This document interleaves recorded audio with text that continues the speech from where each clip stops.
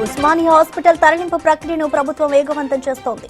Speed పై జరిగిన సమీక్ష సమావేశంలో ఉస్మానియా ఆసుపత్రిని గోసమహల్కు తరలించాలని సీఎం రేవంత్ రెడ్డి నిర్ణయించారు. పూర్తి హెల్త్ ప్రొఫైల్ తో రాష్ట్ర ప్రజలందరికీ హెల్త్ కార్డ్స్ జారీ చేయాలని సూచించారు. సెప్టెంబర్ 17 నుంచి 10 రోజులు పరిపాలన నిర్వహిస్తున్నట్లు తెలిపారు. దీనికి అధికారులను సన్నద్ధం చేయాలని ఆదేశాలు జారీ చేశారు. టీఆర్ఎస్ ఎమ్మెల్సీ కవితకు భారీ ఊరట లభించింది. సుప్రీంకోర్టు షరతులతో కూడిన బెయిల్ మంజూరు చేసింది. ఈ క్రమంలో కవిత భర్త అనిల మంత్రి వద్దిరాజు రవీంద్ర షూరిటీ సమర్పించారు.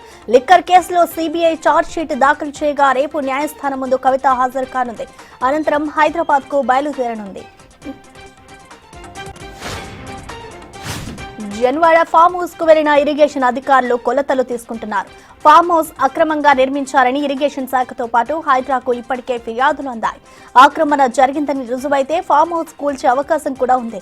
ఈ విషయంలో నిబంధనలకు అనుగుణంగా నడుచుకోవాలని హైకోర్టు స్పష్టం చేసింది.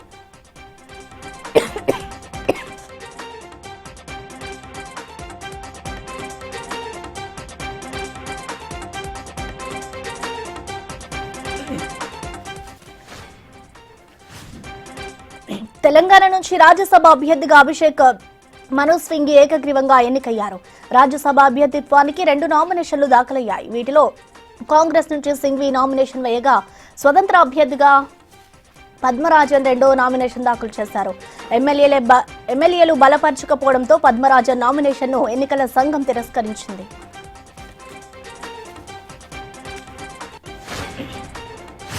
వైఎస్ వివేకానందరెడ్డి హత్య కేసులో అప్రూవర్ గా మారిన దస్తగిరి కడప ఎస్పీ హర్షవర్ధన్ కలిశారు. జగన్, భారతి, అవినాష్ రెడ్డి, భాస్కర్ రెడ్డి, శివశంకర్ రెడ్డిపై ఫిర్యాదు చేశారు.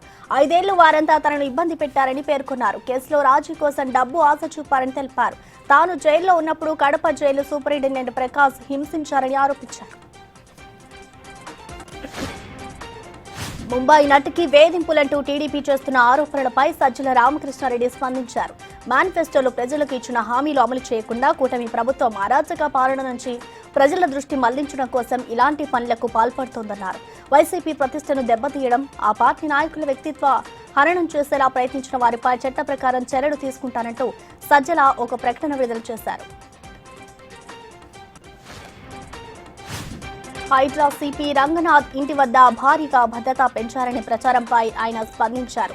తన ఇంటి వద్ద ఎలాంటి పోలీసు భద్రత లేదని తెలుపుతూ ఓ ఫోటోను విడుదల చేశారు.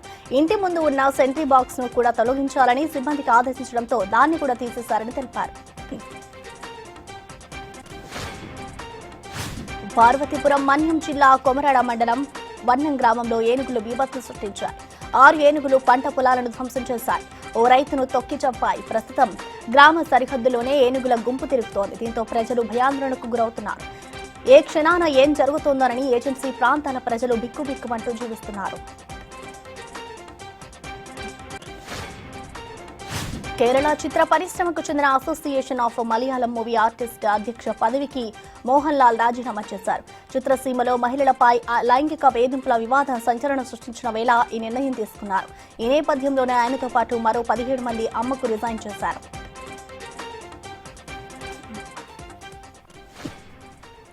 బీఎస్పీ అధ్యక్షురాలిగా మాయావతి మరోసారి ఎన్నికయ్యారు. ఆమెను ఏకగ్రీవంగా ఎన్నికైనట్లు పార్టీ వర్గాలు వెల్లడించాయి.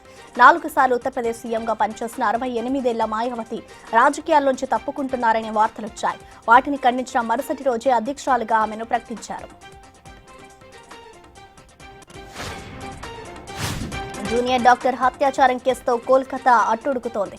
ఈ ఘటనపై నిరసనలు మరింత ఉధృతమయ్యాయి. దీనికి రాష్ట్ర ప్రభుత్వ నిర్లక్ష్యమే కారణమని పలు రాజకీయ పార్టీలు, విద్యార్థి సంఘాలు ఆరోపిస్తున్నాయి. ఈ ఘటనకు బాధ్యత వహిస్తూ సీఎం మమతా బెనర్జీ రాజీనామా చేయాలని డిమాండ్లు వినిపిస్తున్నాయి.